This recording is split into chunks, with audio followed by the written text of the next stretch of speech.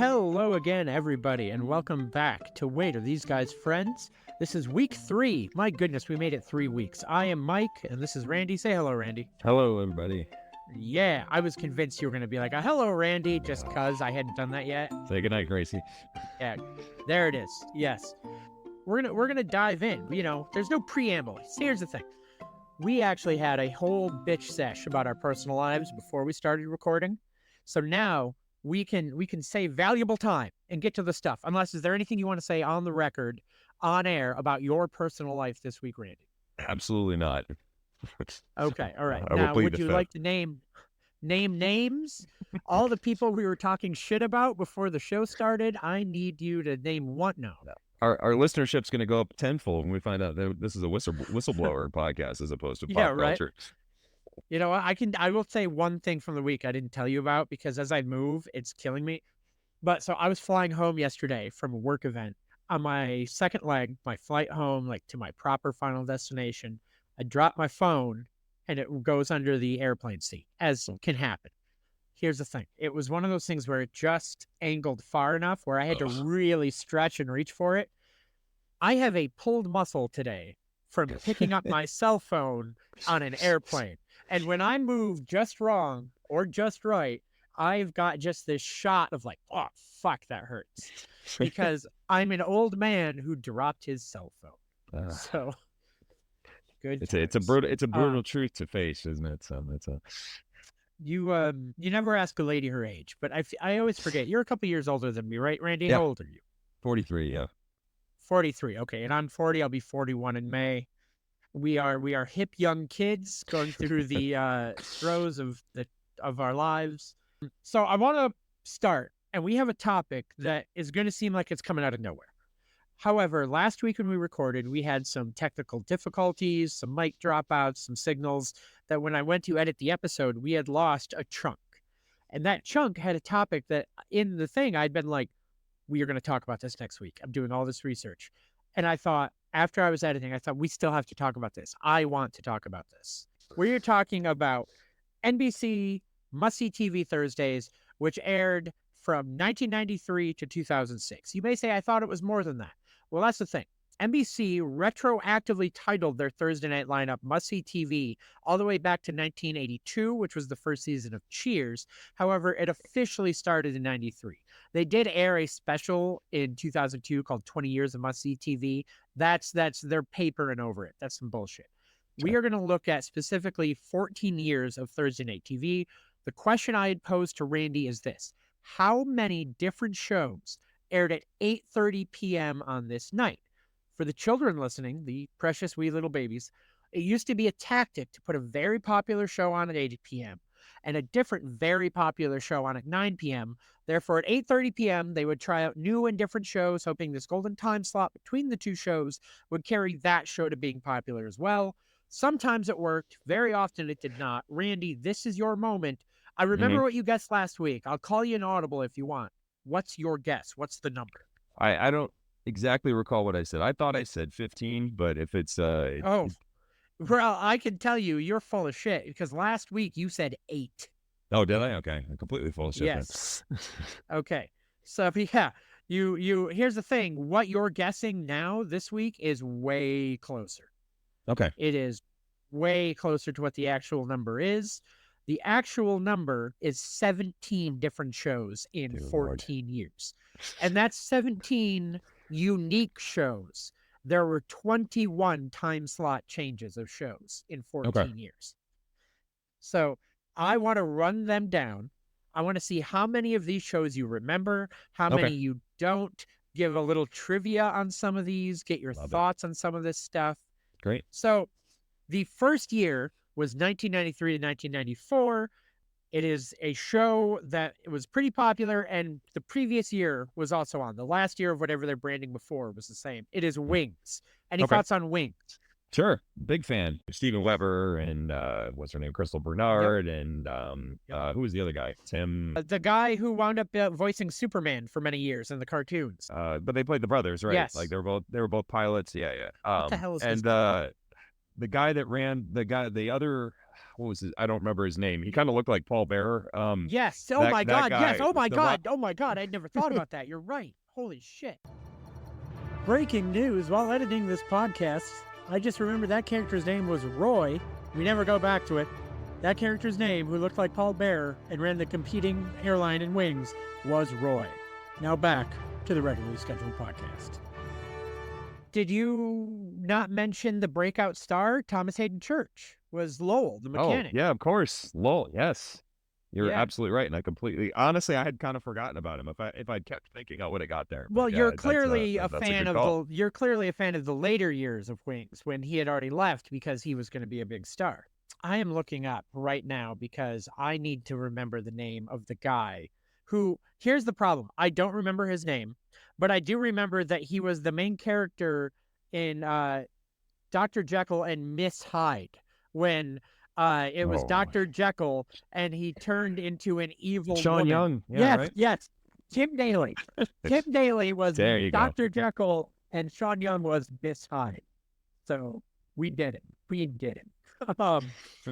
Also, as an aside, I'm so glad you mentioned Steven Weber because there is a show years from now in this list that I cannot wait to talk to you about. To the point where I texted you midweek and said, I have found a show that I need to talk to you about. Yeah. I'm so I excited. know I know it's an audio medium, but this is if you saw it visually, I'm confused and beyond curious to what this would end up being. I can't wait. Continue. So the next season, 94 to 95, this is the big one. To me, this might be why they thought this could work, this formula, this method, because 94 to 95 for the fall and winter of the season, Friends, the first season of Friends. And what was it in between? So Seinfeld, right, at 9 o'clock, but The 8 o'clock show is Mad About You. got it. And right. that was a big show at the time.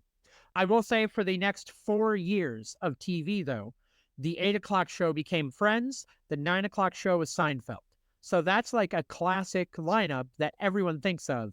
However, the amount of shows in those 4 years, we're going to get into them right Outstanding. now, that happened. We get to, oh, and by the way, after Friends moved to the 9:30 spot, the back half, the spring 8:30 show was a show called Hope and Gloria that went 2 seasons. Only its first was on at 8:30. I don't remember what Hope and Gloria is, and I didn't want to research all of these many, many, many shows. Yeah, I think it was about a talk show or something like that. We're moving on from Hope and Gloria to a show that I weirdly remember very clearly. In fact, I feel like we referenced this. This is why this talk started last week and what got cut out. I dropped a Single Guy with Jonathan Silverman reference. And both seasons of The Single Guy aired at this time slot. The first season, which aired 95-96 at 8:30 for the fall and winter, the second half of its season got moved to spring, where it died on the vine. Yeah. The next season, 96-97, they moved it back to fall, and then they canceled it. It got 2 seasons. They moved it once. Okay. It never worked out. Sure. The spring show for the 95-96 season had the exact same thing happen in that it was a hit at 8:30. They moved it to another time slot. It got a second season, and then it was canceled because it never actually had ratings. This is a pattern you're going to see with a lot of these shows. Most of these shows are 2-season shows. They're on at 8:30. My God, we have a hit on our hands. You're renewed, second season. Let's put that big hit at 8:30 we had at another time slot and put a new show in. Oh, you only watched that because it was on at 8:30, and now it's canceled. So the other show, by the way, is Boston Common. I remember Boston Common clearly. Do you remember Boston Common? I do, for a multitude of reasons. One was, the guy that played Boyd, he was also the hairdresser in The Rock. You remember that? Like the Sean Connery movie? Oh, my God, yes. Anthony Clark. Anthony Clark. Yes. And then also later on was on a CBS sitcom with Mike O'Malley and something else, too. That was Was that Yes it. Dear? Yep. Because that one meant a lot. That went many years. That was a very successful show. The other thing that I remember was that I think the woman that he liked, or the woman that I don't remember exactly how Boston Common. The only things I remember about it was Dave Matthews did the theme song. Wasn't it the girl from Two Guys, the girl in the Absolutely. pizza That was place? yep. Is that the same? That's what I remember too. Was that before or after? I'm going to look it up now, but gut reaction. Was that show before or after Two Guys and a Girl? I feel like that was early midnight. So I want to say it was before, but I could totally be wrong. It was right before. She got canceled on Boston Common and went to Two Guys and a Girl. So there you go. How about that? Early Ryan Reynolds, nice.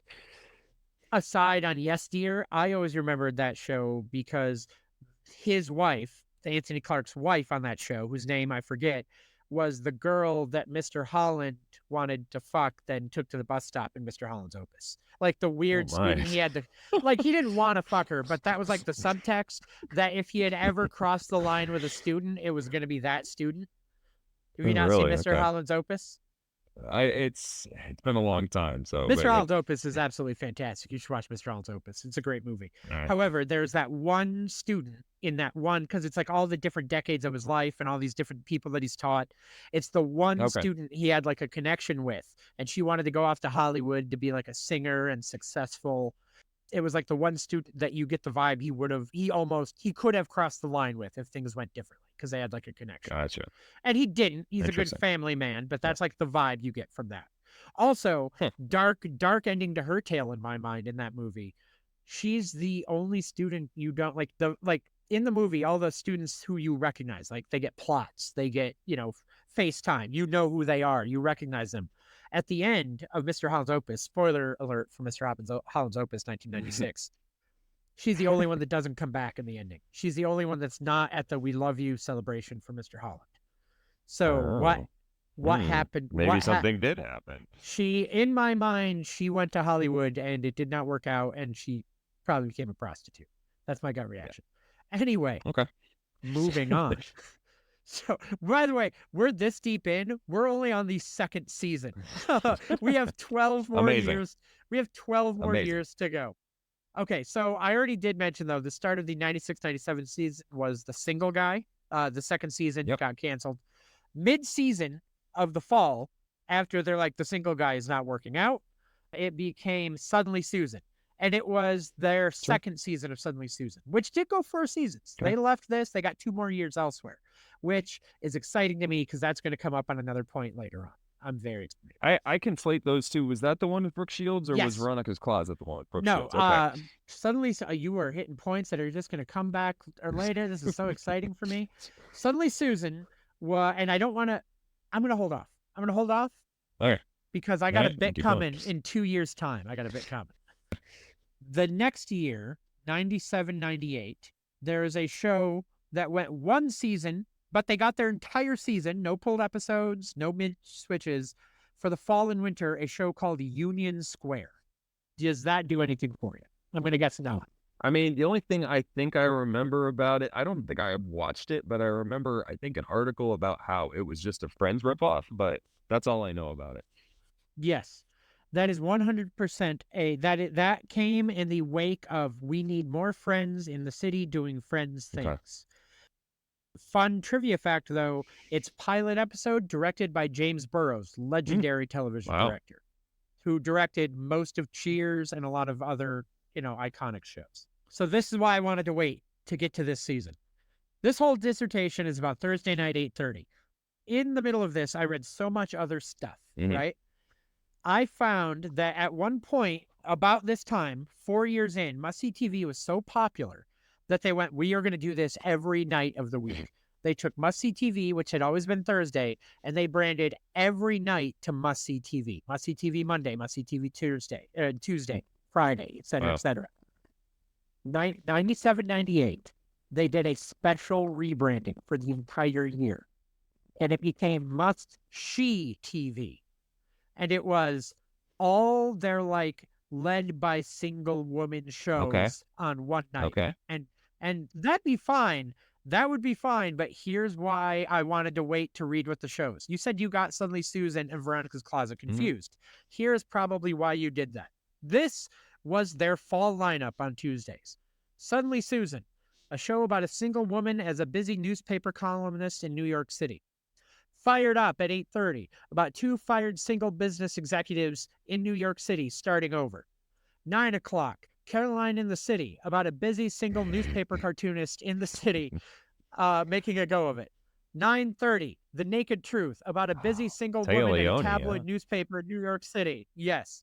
Then, that was mid-season. Then, for the second half, 8 and 9 were the same. It stayed Suddenly Susan and Carolyn in the City. At 8:30, it became the big Jenny McCarthy show, Jenny, which was a huge deal. There was a marketing blitz because at one point, kids, in the late 90s, Jenny McCarthy was very attractive and very popular, and people thought she's going to be a star. Then they tried to make her a star, and it did not go well. However, that is the one show in all of these that didn't take place in New York. It took place in LA, but it still involved a single girl moving to the big city and trying to make a go of it. Then at 9:30 for the second half of this season was Veronica's Closet, about a busy single executive at a lingerie company in New York City. And that was Kirstie Alley, right? Veronica's Closet? Okay. Correct. So that's Tuesday Night Must-See TV in 97, 98. I feel like we should also dive in here. We mentioned Jenny McCarthy just to explain to the kids. We should also explain what newspapers were to the kids, I think, because and what cartoons were. Oh my God. Which, by the way, yes, because let's see, 1, 2, 3, 4, 3 of these involve people working on print journalism. You're absolutely right. Which, by the way, I feel like there's a cliche when you talk about 90s sitcoms of like single girl in the city at the, getting the big job in the city and making a go of it. And I had legitimately always thought, well, that's just because Suddenly Susan was really popular. That's overinflated. That's not that accurate. But reading this, when they put all of those shows on a single night, okay, yeah, no, I get the jokes now. In the 90s, single woman makes go of it in New York City was just a template that they copy pasted. And so there you go. Moving back to Thursdays at 8:30. We are going to 98, 99, and we are going at 8:30. Both of their seasons aired at 8:30 on Thursdays, 2 years in a row. The show Jessie with Christina Applegate. That was the fall and winter of 98, 99 was Jessie. Big one at 8:30 for the spring, season 1 of Will and Grace. So in my mind, it took 94, 95 had Friends, and that became obviously huge. It took until the 98, 99 season for them to hit at an 8:30 show that became, oh, this is huge, because Will and Grace, obviously, in their original run, forget the reboot, got 8 seasons. Sure. Right? So 99, 2000, the second season of Jessie didn't get renewed for a third. In the spring, you got the show Daddy-O with Michael Chiklis. I remember this show vaguely. It is Michael Chiklis as a father raising. It's your classic goofy dad sitcom. This is my first one where I've never heard of this show. Like I have knowledge of everything you've said so far. I've never heard of Daddy-O. So wow. So I'll read the synopsis from Wikipedia. Michael Chiklis starts as Chris Woods, a former restaurant supply salesman who decides to become a stay-at-home dad. So that's really what it is. His wife's a busy lawyer. Here's the thing: it's Mr. Mom. It's Mr. Mom. He's the big man who's now the stay-at-home dad. It's Mr. Mom. The first season was only 5 episodes. It did get renewed for a second season of 13 episodes. Only 4 were aired. The rest were never aired. So got it. Probably why you don't remember Daddy-O. Probably not. Here we go. 2000 to 2001. 2 shows aired. Cursed and The Weber Show. Do you remember either of these? So The Weber Show, was Steven Weber like a news correspondent or news anchor, or am I making that up? You're making it up because I tricked you. That's the same show. This is the trivia I want to drop. Oh. Fuck, I got you. Got you. So, the show Cursed. It aired its entire season, 2000 to 2001. It got the whole thing through. I say it aired the whole season. That's actually not true. It aired 17 of its 24 episodes, and then it was replaced by reruns of Friends. They did not put a second show into the 8:30 spot for the back half. So, the show Cursed was Steven Weber, Chris Elliott, and a bunch of other people you don't know. And Steven Weber goes on a bad date, and he has had a curse put on him that he has bad luck. And everyone says it's not true, but it really seems like it's probably true. You get 6 episodes of just the worst luck. The opening credits, which you can find on YouTube, are a single rain cloud following only him and raining on only him. The whole premise is that he is cursed and everything bad is going to happen to him. Liz Phair, by the way, recorded an original song for the theme song of this show. Wow. It was Steven Weber's big return to must-see TV, right after Wings. 6 episodes in, the ratings are bad.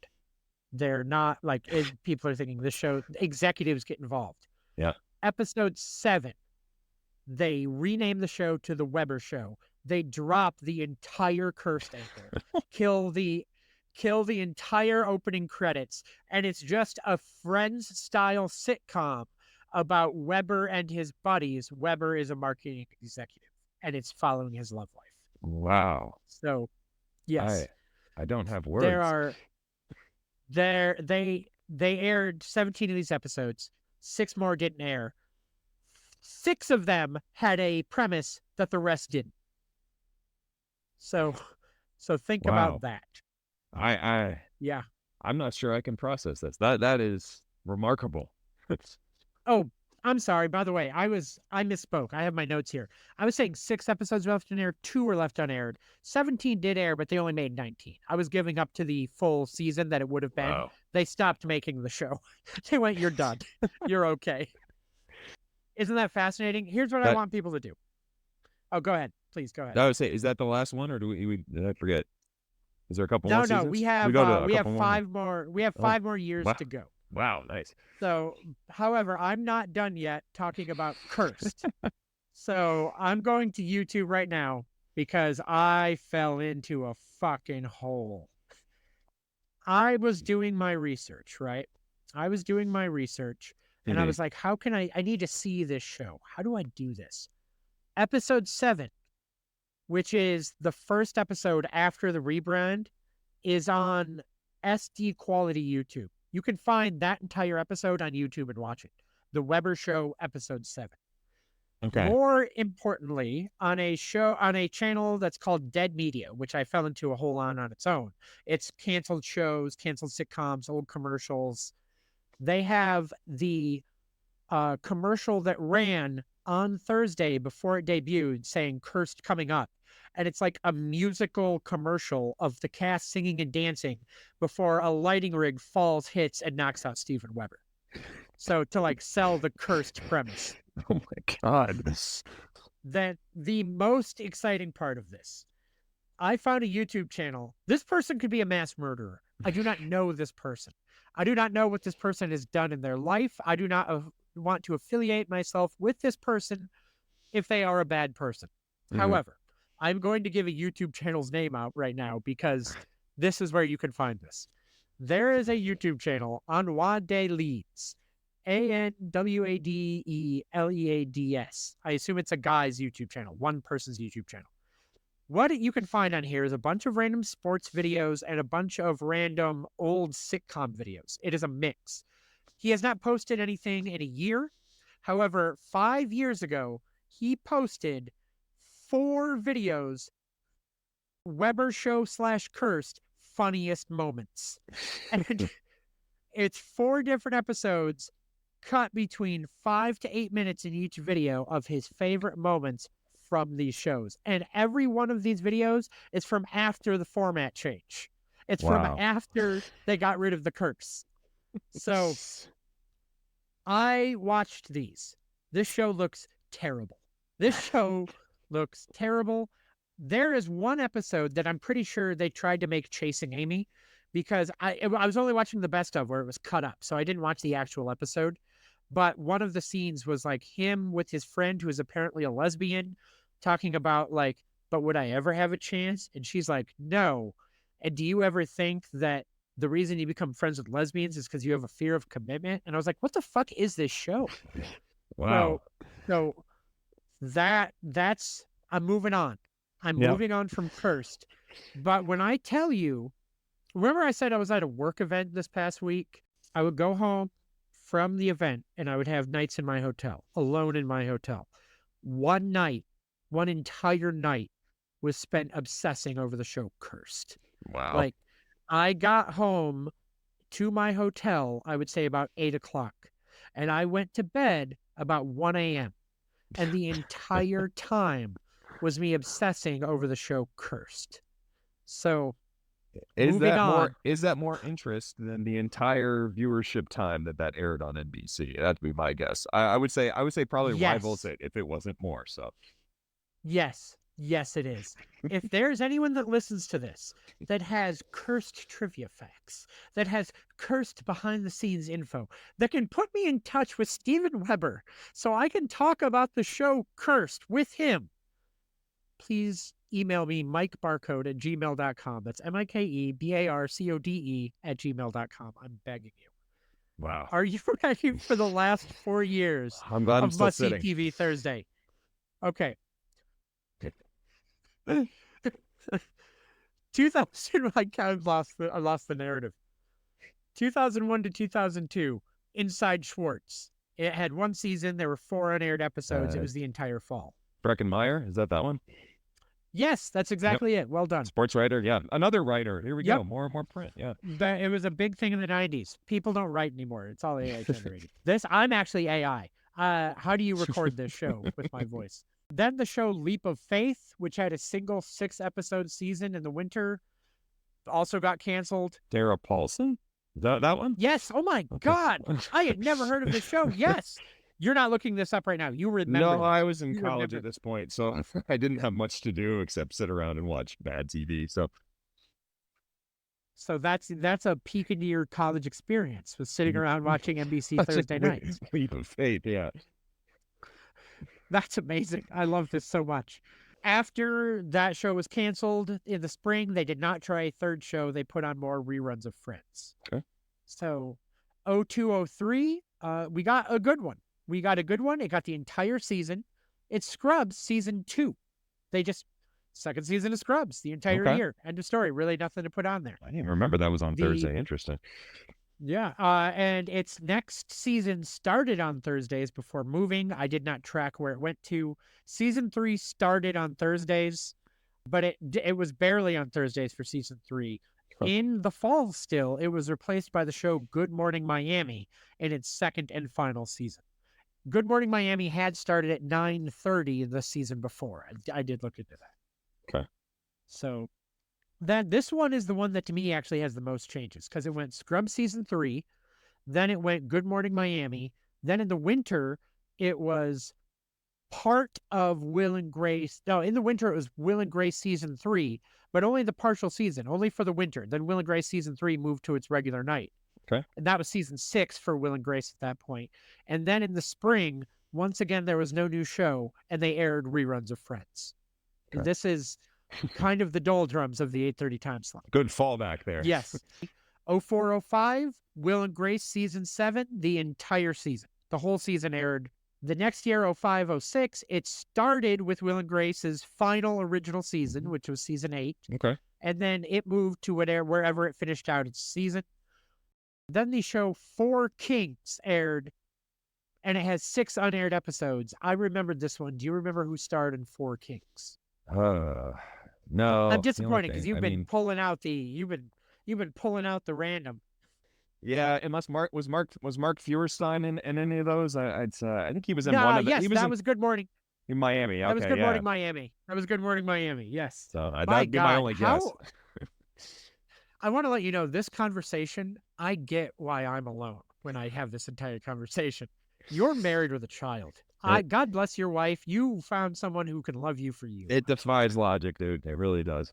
After Four Kings got canceled in the winter, which starred Seth Green, by the way. Okay. It had 6 unaired episodes. We end out the original 14-year run of Must See TV in the spring with reruns of My Name is Earl.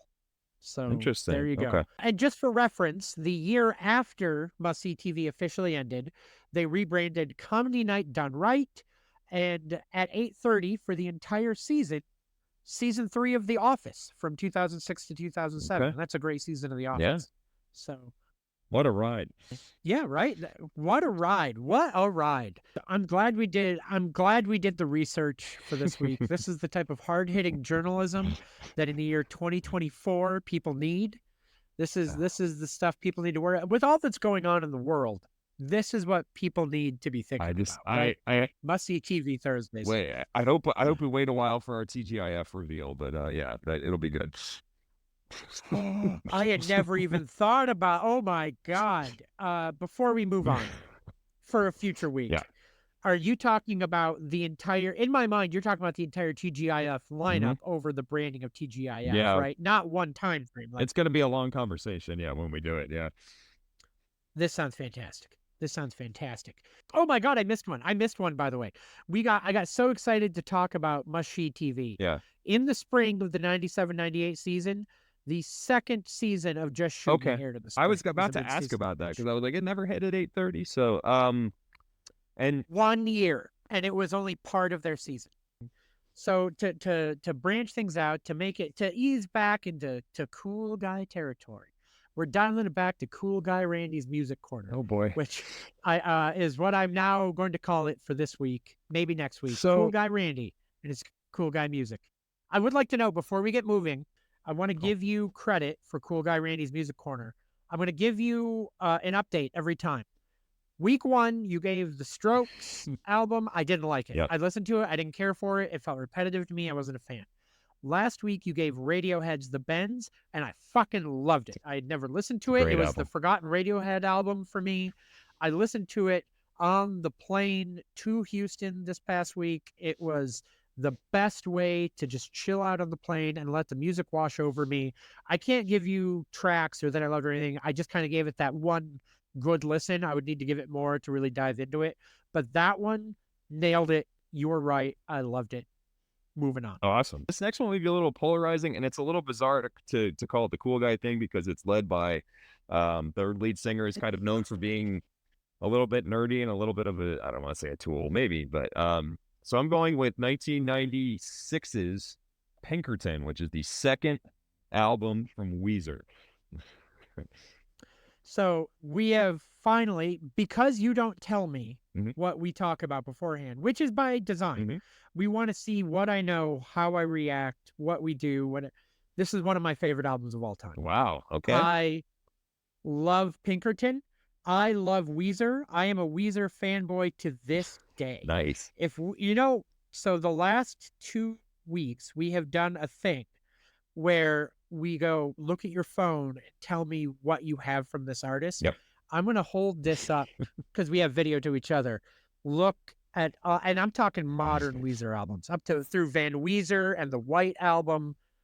I love Weezer, but I want to hear your dissertation. I want to hear your pitch, your sell. Why do you love this album? Matt Damon hosted Saturday Night Live probably 7, 8, 9 years ago, and there was a sketch. He was at dinner with you thought it was his wife or his girlfriend, and Beck Bennett and his wife, Vanessa Bayer, Kenan Thompson, and Leslie Jones.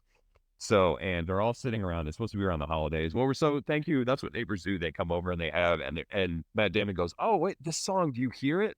And he's like, "Oh, this is Weezer's cover of Africa." And and it becomes this kind of back and forth where Matt Damon is one of those type of Weezer fans. And it was very niche and very kind of meta and for a very select audience to be like, all right, he liked everything after Pinkerton. And then Leslie Jones is basically being like, I'll give you up to the Green Album, but then after that is all trash. And it's so hilarious because there are anybody who is a moderate fan of Weezer falls into one of those two categories. I mean, there's probably some crossover, but I don't know if you would agree with that if it was a Weezer head. 100% agree with that. And because that's what this podcast is, I 100% remember that sketch, and I loved that sketch because as someone who loves all of it well after Pinkerton, well after the Green Album, I felt attacked watching that sketch. I will say that the middle period, if you're talking like your Everything Will Be All Right, your Ratitudes, your Red albums, those aren't albums that I can listen to back to front, top to bottom. There's skippable tracks in there. The catch is you get to the White Album at 2016, I can listen to that entire thing. That entire thing, first track to last track. They do good music. But we're not talking about the White Album. We're talking about Pinkerton. So talk to me more about Pinkerton. Well, and I hate to break it to you, but I'm going to be attacking because I'm Leslie Jones in this scenario. So You it's just fuck! You motherfucker! I thought we were friends. I I thought we'd found. Wait, are we friends? Wait, are these I guys friends? I thought we'd I go found the moment. yeah, I guess we're finding out because I go beyond Pinkerton, which is this is the second album. I go there's it's pretty much maybe the first two or three tracks of I mean the next five albums that I go the second half of almost every one of these albums. I can't listen to it. It's Wow! not and the most recent stuff. I'm like I'm out. So, but it's Wow! neither here or there. We'll do our fisticuffs in person at some point later. But like That's I amazing. think I am obsessed with the first two albums that Weezer did, and even more so Pinkerton. It's I always say that's even a little bit divisive there too. Some people will argue with either the Blue album is better than Pinkerton and vice versa. I think there are people who would say the only good album they ever did was the Blue album, Yeah, which I will fight. that's I obviously will fight. You will mildly disagree with. So it sounds like, yeah. I'll throw a sucker punch at them and then go back to their side or Yeah. whatever. But what was interesting about this album is the Blue album came out, it had they were thought of this California kind of garage bandy whatever. It had that. There's so many calling cards of Weezer that the difference, they had this thing where they tried to play together so that the bass and the main guitar sound like one 10-string instrument. That was an actual thing they were trying to do. So instead of playing off of one another with a guitar sound, it was trying to sound as one tuned instrument together. They would play Matt Sharp, the bassist, would actually learn to sing falsetto because he would try to do his quote unquote harmony, just singing higher than what Rivers was doing. Rivers Cuomo, the lead singer, and it was the Blue album wildly successful. And I would say Weezer's other calling card is that it's very easy to yell sing along to a lot of the lyrics. Like they just have this. I could get any sort of snippet from a bunch of different songs, and if you know the song at all, you start to kind of I like I said, yell sing is kind of the best way I can do it. The Blue album, it shoved Weezer into superstardom because MTV, all the videos that they had, the Buddy Holly video was kind of iconic because it had just this from a video editing standpoint and incorporating different footage and other things like that, and Happy Days and other things, right? Like, and so, but I should get to Pinkerton here. As they got into that, Rivers had this thing where he was kind of uncomfortable with the stardom that he'd encountered. Again, Rivers kind of a weird dude, but so he wasn't sure how to think of all this, and I want to say anonymity, but like there were these anonymous people. He was having all these fans, but he couldn't necessarily connect with any of them. So he was looking for personal connections.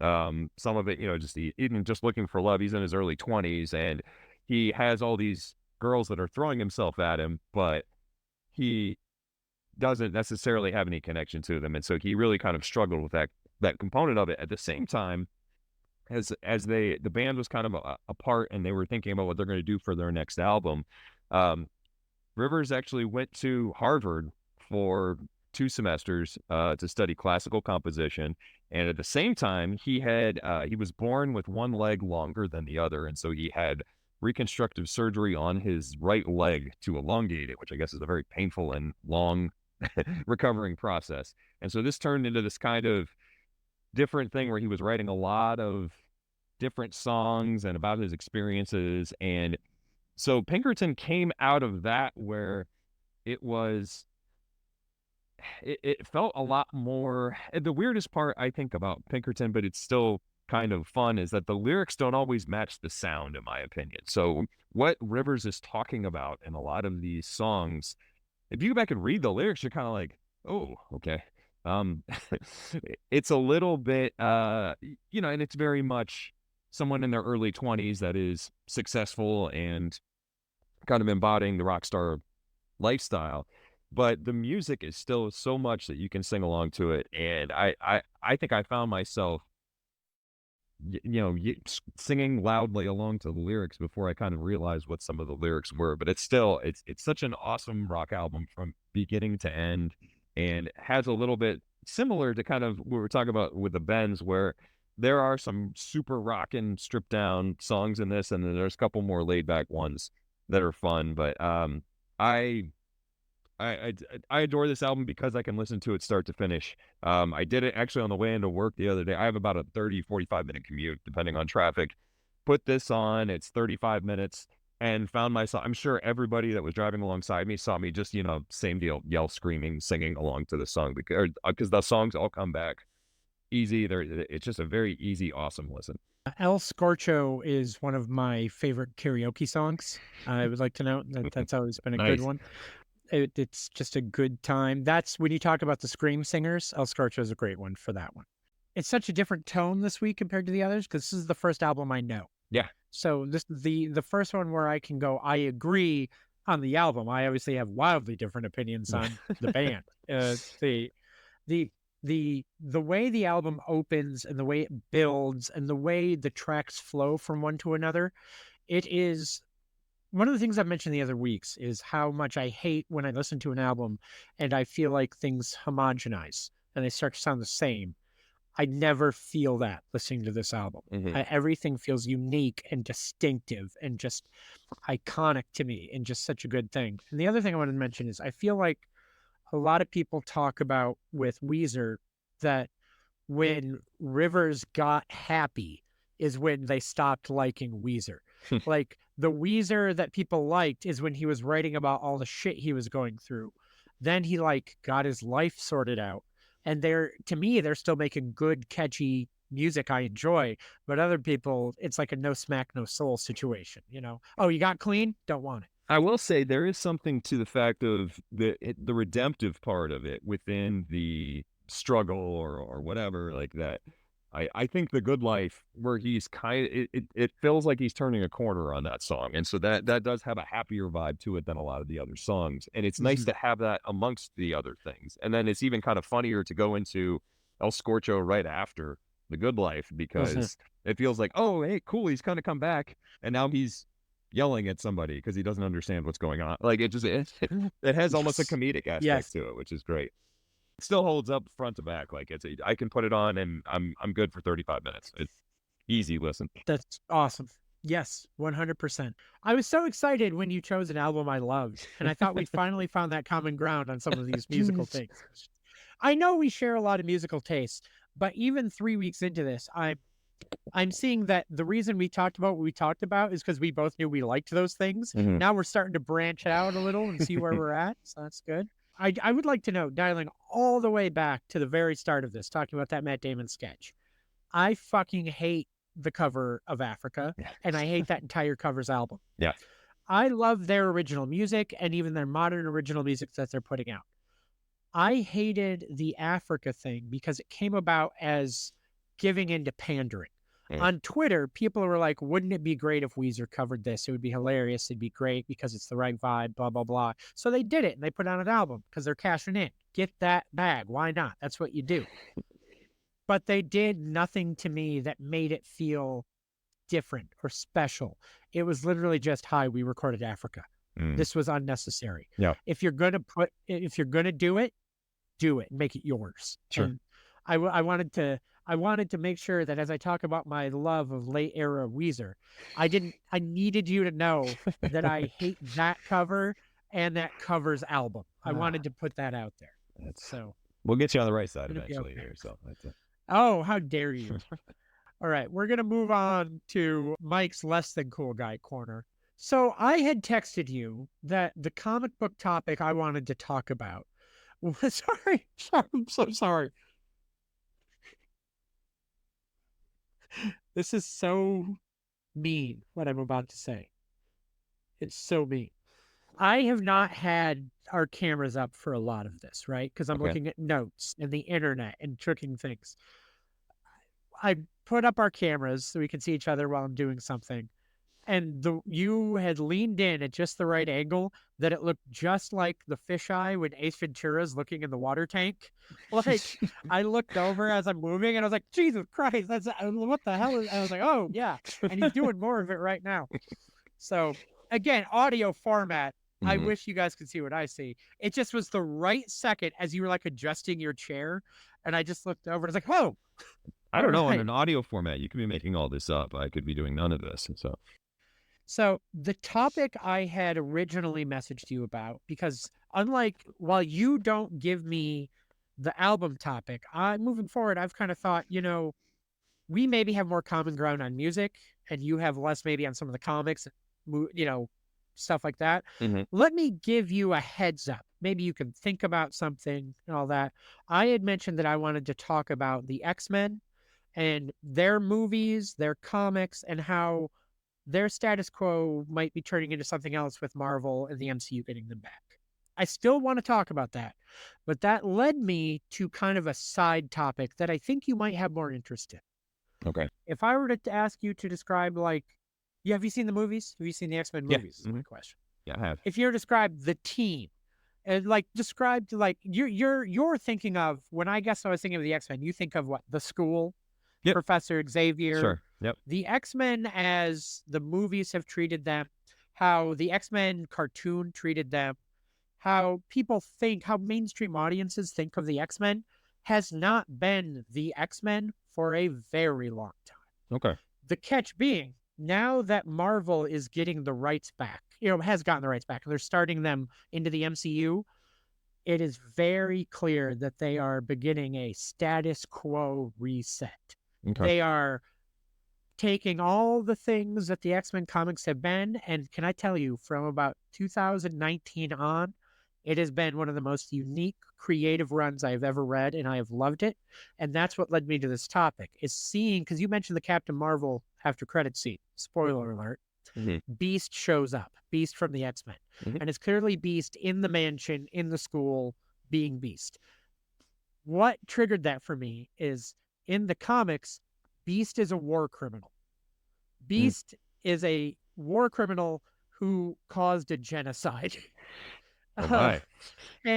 And he was only getting worse over the years. This only happened about a year ago. And I saw Beast, friendly Kelsey Grammer Beast, and I just thought, oh, we're going back to basics. We're going back to basics. The Beast that has been developing in the comics turned into one of, here's the best part, he never left the X-Men. He wasn't a supervillain. He just was kind of, you've heard of X-Force, which was like their Black Ops division. Beast took over X-Force, and in the shadows was just being like, all right, we're going to infiltrate this nation and mind control the entire nation. And if they try to turn against us, we might kill them. And that's what he did. Oh my. So, yes, Beast ain't a great guy, but the rumors and plan is now he's going to die and be resurrected in a similar manner to reset him to friendly, lovely Beast from the 90s. Oh, okay. The topic that all of this led me to, I decided not to go on a big X-Men dissertation. It led me to, when do the comics change to match the movies? I'm going to read off some changes to you. Okay. And I want you to just give me your gut reactions, laugh. Tell me if you knew any of these maybe by chance. Okay. The big one is Nick Fury. Like, what do you think of when you think of Nick Fury? Samuel L. Jackson. That's Exactly. Do you remember the mid-90s Agents of S.H.I.E.L.D. TV movie? Not the one from post-MCU, the mid-90s, where Nick Fury was played by David Hasselhoff. I don't. Because here's the thing. As bad as that movie was, that was pitch perfect Nick Fury casting at the time. Huh?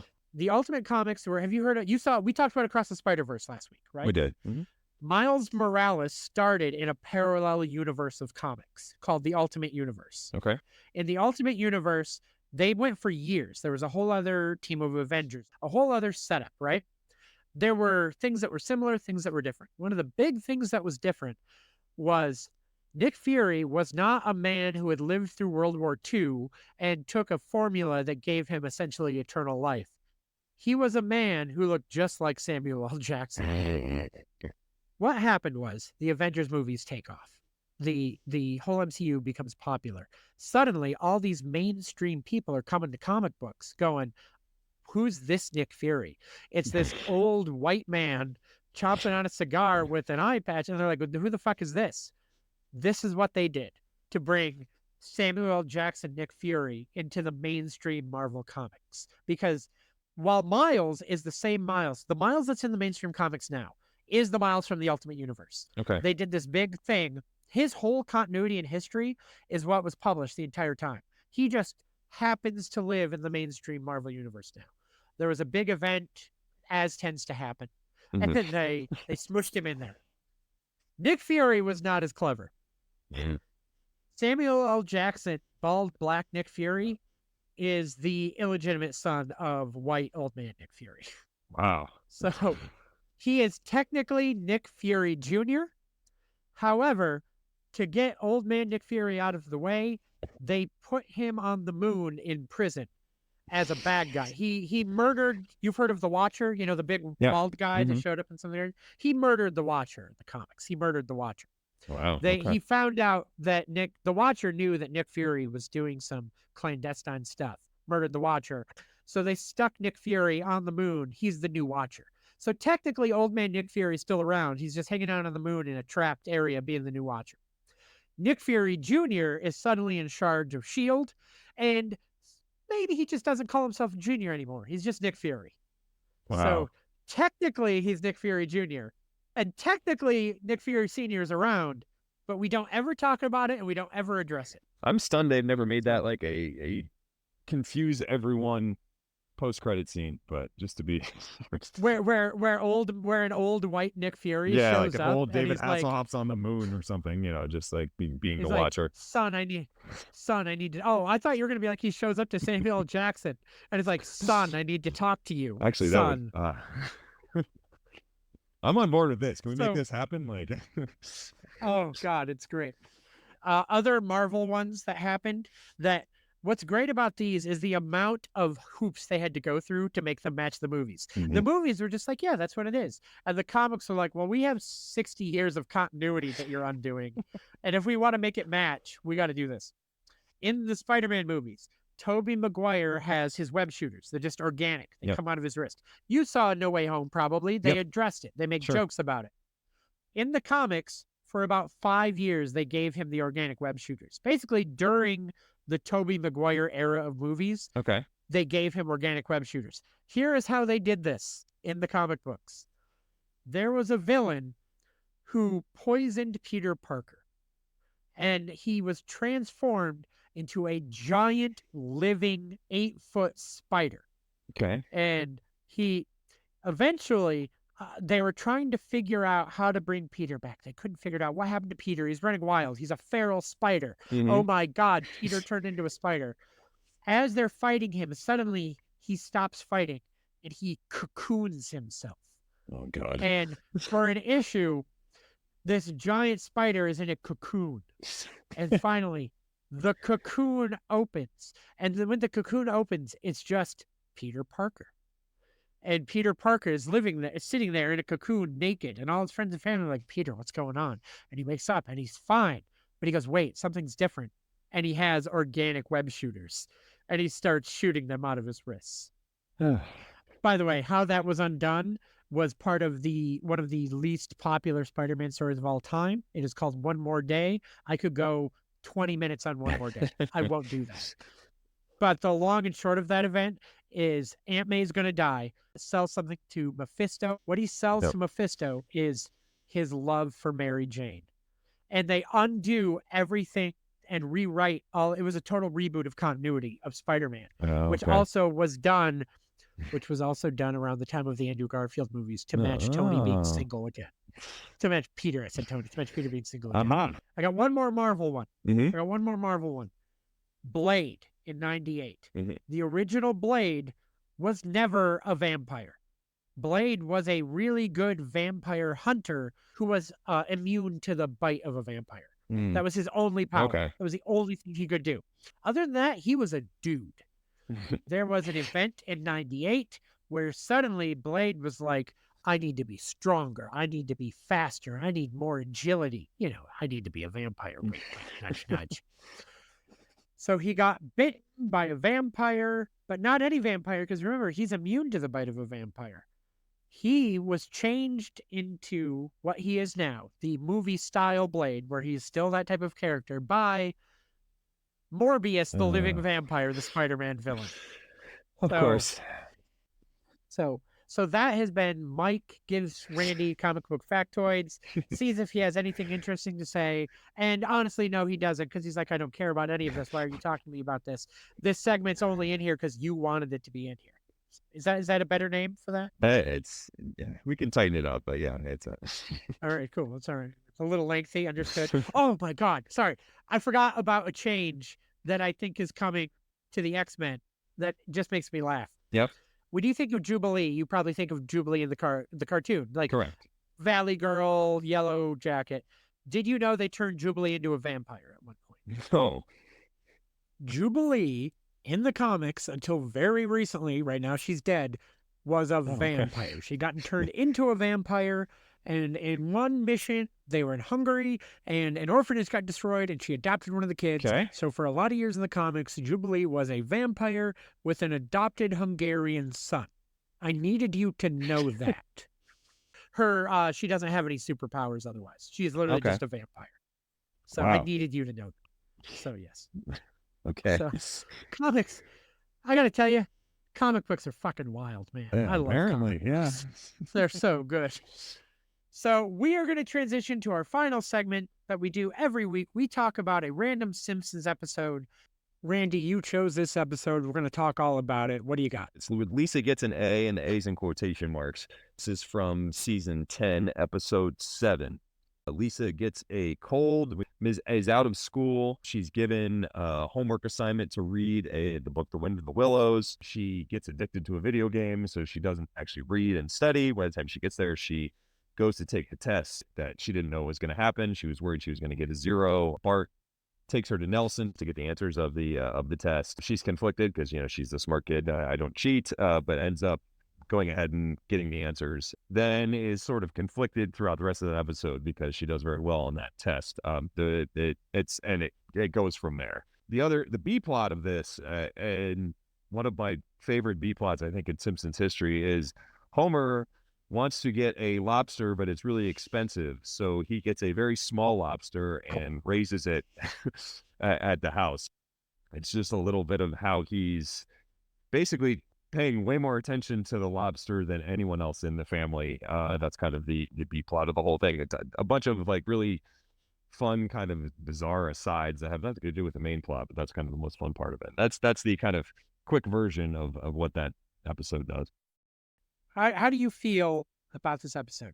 There are very few, I think, laugh out loud. Like I sometimes really mark The Simpsons by when do I get a point where I either drop, like I can't believe that I'm laughing at something because it hit me and I wasn't prepared for it. There aren't as many of those in this, but I think the storyline is really good, like because it deals with kind of Lisa's morality, and she identifies with being the super smart kid that always gets A's, that always does that, and she's presented with a situation where she just, we all make mistakes, and she fell into something where she's going to have to deal with the consequences of that, but she's presented with an opportunity where she doesn't have to, and she deals with the morality of that. I like the storyline because it is a fleshed out story that I think is pretty universal, but at the end, and The Simpsons does a nice job.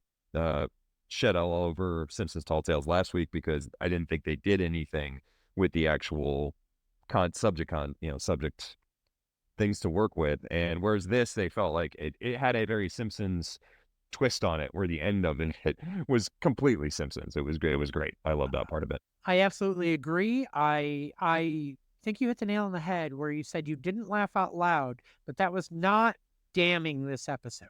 It is a good episode that you enjoyed, you chuckled.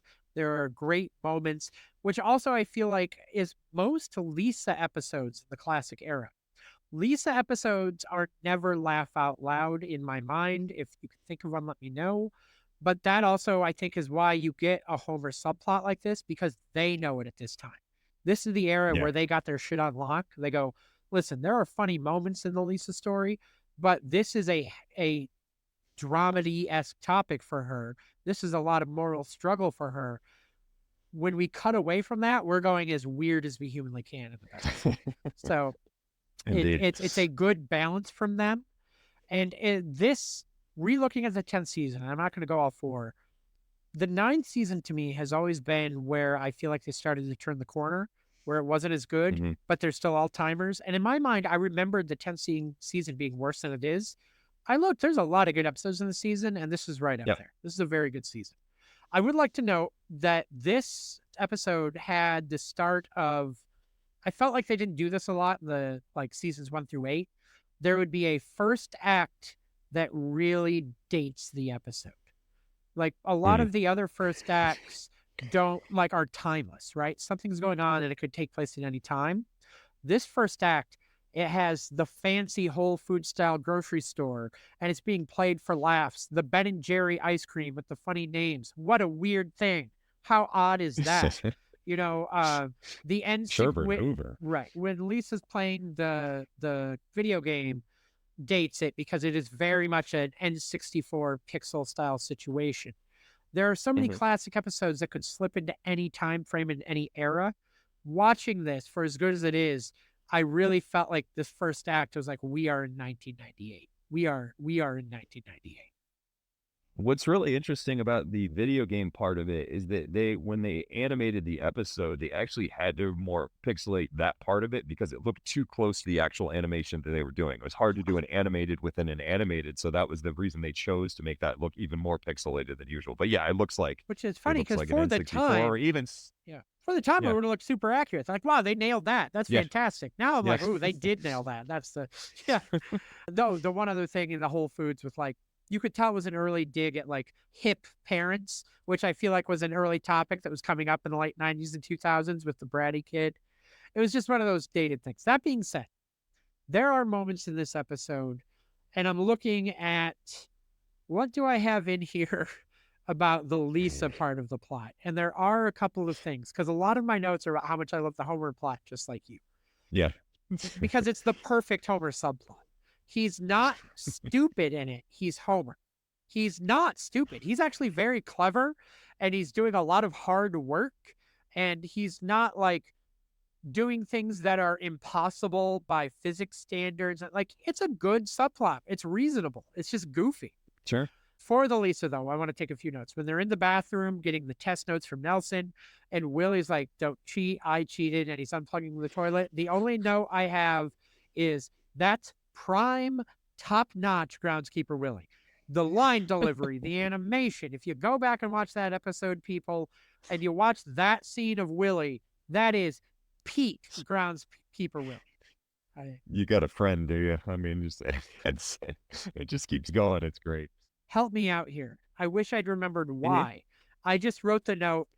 I love when Marge is excited and engaged because so often Marge is or but the moments when Marge is just excited about something that's so down to earth, it gets me every time. It makes me chuckle. Do you remember what it is offhand? Where I remember what it is. It's when she's going to Yep. cook Pinchy. She's so excited to Oh yeah. cook Pinchy that she's like, "Oh, look at that! Oh, he's fat. Oh, this is great." It's so rare that Marge is so actively hyped to do something like that, and it's Yeah, always that's something true. normal and mundane, like cooking the lobster. There was the joke where right after that, where Homer's like, "We can't kill Pinchy. Look how cute he is," and Homer sees the big cartoon eyes, and Marge sees a realistic, gross lobster. I wrote, Yeah. "That's a Ren and Stimpy joke." They would do Mm. the goofy. They always had those frames where they cut to a hard painted, highly detailed frame out of nowhere that didn't fit with anything else they were doing. That's a Ren and Stimpy Yeah. joke to me. The tetherball joke when they're talking about budget cuts at the school and our tetherball court is deplorable and it cuts to Millhouse and Millhouse and Nelson pushing a cinder block on the tetherball and it hits Millhouse in the face was one of my laugh out loud guffaws. When that thud of him just gets smacked and his glasses go off, I died.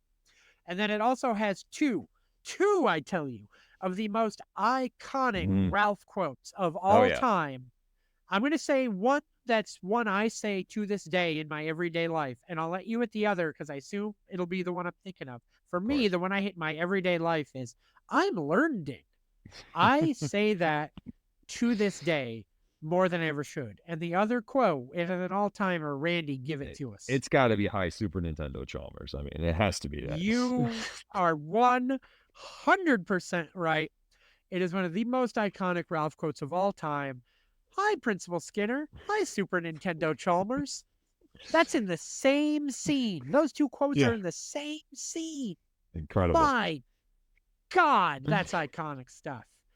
What else do you have on this? Well, it's more of an overlying thing. I'd have to see how many episodes Super Nintendo Chalmers is in, but I feel like his batting average is so high in Simpsons. I mean, just every time he's in, whether it's just the Skinner, I mean, just doing that is funny, but he always seems to get a line or three that are just incredible of his and I mean, even the very end, right after Principal Skinner goes, now let's give a hand to the real comptroller, and he's pushing him out. You just hear under his breath and go, idiot. Like, there's so much that he just overall it made me think about how just every time Superintendent Chalmers is in an episode, it's incredible. Maybe the one where doesn't he get with Skinner's mom at some point? Is that am I making that up? One, but other than that, his batting percentage. No, you're right. High. That stays into the modern era. There is a late 20s season era episode that I really enjoy. It hits some of those Simpsons issues with the late 20s seasons where the Simpsons go on a big trip to a big event, which became way too cliche and way too regular. But it's when Lisa does a film about her family and they go to Sundance, and it turns out that Skinner and Chalmers are running a production company together. It is late era Simpsons, but the Chalmers Skinner interplay makes it as good as anything they've ever done. Nice. Chalmers is an all-time. Have you seen that episode that I'm talking about? Not in full. If I haven't, I may have to go check it out now. Well, I'm going to tell you right now, if we're alternating, that's next week's episode. All right, we'll get you the proper title. Sweet. We'll talk about that episode next week. So the one other thing that I had that I noticed this time that I had not noticed before is at the very end when they're trying to say, Lisa, come on up here to, and Bart has the little puppet thing that's, her waving. That's actually a slight callback to the point of when Bart goes out into the hallway to see Lisa and like, shouldn't you be in class? He's like, oh, I just whipped up something in shop, and you see the thing back in there. So there is, I don't know if that was intentional, but it's like, okay, yes, Bart could have made this because he made that thing earlier that we already saw. I was like, oh, that's kind of a cool callback. I don't know if they intended it or not, but it was something I noticed this time. No, you're right. It could have been either one could have been a one-off joke, but it does lend some credibility to the situation. For the people, we've been trying to get better about describing the actual episodes instead of just ranting off jokes that we like, which is still going to always be part of this. The moral struggle at the end is resolved by the entire town and school board lying to Lisa. She goes up, she is honest, she comes clean to the school's going to get grant money because she passed this test, and she comes clean and she tells everyone and she feels better. She leaves the building. It was all a setup. The press conference, it's not the real press conference. They bring in the real people. The school still gets the money. End of story. And for Homer, he accidentally kills his lobster and eats it. He really loves the lobster. There, we did it. Go watch those episodes. They're everybody. Amazing. A little bit of trivia. This is less trivia, more of a note. The Simpsons movie, one of the iconic moments of that film, it was in all the trailers, it was in previews, is Spider Pig. And there's that line that was in every trailer, is, why are the pig tracks on the ceiling? In this one, there is a scene, Marge on the floor, I'm tired of cleaning these claw prints off the floor. I just noticed that and thought, did they just recycle their own gag? Another thing that I saw, there was Gil's line about ColecoVisions. Buy this ColecoVision. These things rust up. You got to get the weatherproofing. Oh, stop it, Gil. I thought, that's an odd line. I Googled this, and I found photos. That's true. Wow. ColecoVisions rusted up like what? They were not good machines to have. If you go Google image search ColecoVision rust, you are going to find so many gross, rusted ColecoVision photos. I was not seeing that coming. Two more things. In the French dub, Pinchy was redubbed to homard because for somehow that's lobster or something, and that is not a good accent. So for the episode, it was Homer and Homard the lobster. So Trivia. finally, this episode was credited to Ian Maxtone Graham. Did you see any trivia about this man, Ian I Maxtone didn't Graham? know. Because it ties to another classic episode. Ian Maxtone Graham is 6'8", and he is the inspiration for Very Tall Man from 22 Short Tales About Amazing. Springfield. Very tall man is Ian Maxtone Graham represented in That's The Simpsons. tremendous. However, while he is credited to write the writer of this episode, he says the Lobster B plot was pitched and conceived by Richard Appel, who also went on to write for Futurama for many Very years. nice. So there's just an aside. Cool. So there's your trivia wrap up for The Simpsons. What do you got? Anything else on this episode? It was more just kind of a couple curiosities, notes that I wrote down. So in case you're wondering, anybody, I don't know who would be. So Miss Hoover, when she gives out the test, Ralph has what he thinks is a B, but is actually an F because there was, I believe, Kahlua on there. And then Lisa had an A++++, 4 pluses. But one of them was Drambuie. Yes. So clearly, and Miss Hoover makes a point that she was doing it over lunch. Those are, you can make, it's Kahlua, Bailey's, and Drambuie makes it. You can make it up in an Irish coffee. So clearly she had an Irish coffee with lunch. Fun little fact from my old bartending days. So there you go. But well, how about that? Before we wrap up the whole thing, I wanted to do a little viewer feedback, and this ties nicely into The Simpsons. We have talked about, I say viewer, listener feedback. Listener feedback. There's no viewers unless you're creating your own fan films about us. In fact, please create your fan films send them to us. Yes. Use only the photos that are on the cover art of the podcast to create fan films. So we got an email. Let me bring it up here. We got an email from Casey, who finished our second episode. They said, I just finished the newest episode of the podcast and have really enjoyed it so far. Looking forward to continue to listen. Thank you. Regarding The Simpsons, I found this on Reddit Cool Guides a while back, and thought of it after listening to your guys' discussion. I'm sorry, it does have an overall negative spin, they say. You may have already seen it. I wanted to pass it along. Anyways, you and Randy, keep up the great work. And because I can't pass up the chance to say this, and this is just to me, Randy, this part's not to you. I want you to know that. This part is just to me. I love your sketches on TikTok. You're really talented. Thank you for all the laughs. I want you to know Casey was telling me I'm really talented. You're doing great work, but I'm very talented. Giant postscript parenthetical. Get Randy off the podcast. Yeah, you can read all the rest of it too if you want. So thank you. Which, by the way, same as you can reach out to me at Mike Barcode, MikeBarcode@gmail.com. You can find me on TikTok and Instagram, Mike Barcode. Randy, die in a hole. It's been a pleasure. Oh, anyway, back to this email. The grid that they sent is actually very fascinating. Through season 31, through every episode, it's a color grid of how the episodes have been rated on IMDb. So people who have voted on IMDb, you get green, great, yellow, good, orange, regular, red, bad, blue, garbage. Okay. There are only 2 through that are listed as garbage, but you start seeing regular orange showing up in season 11 quite prevalently. There's only a couple through 10. You stop seeing green, gray after season 9. We had talked last week about season 12 being bad. The overall, with Simpsons Tall Tales being a really bad episode, that episode is rated good by IMDb viewers. Wow. So fools. There you go. We're the assholes. I'm going to send you this grid, and I'm going to save a copy. I would love to reference this grid moving forward as we talk about episodes. Perfect. And see where our opinions rate versus where IMDb has fallen and viewer scores. Nice. That would be really fascinating to me. The only other thing I wanted to do is read another little bit of listener feedback. We got our very first 5-star review. We have gotten 3 5-star ratings. Make sure to rate the podcast on Apple and Spotify. 5 stars if you're liking it. Really helps our metrics. The more, metrics, big technical term. I know it's boring, sounds corporate, but you give us good ratings and it can get to more people. They'll spread the word. The better you rate us, the better we get out to people. I am a shill.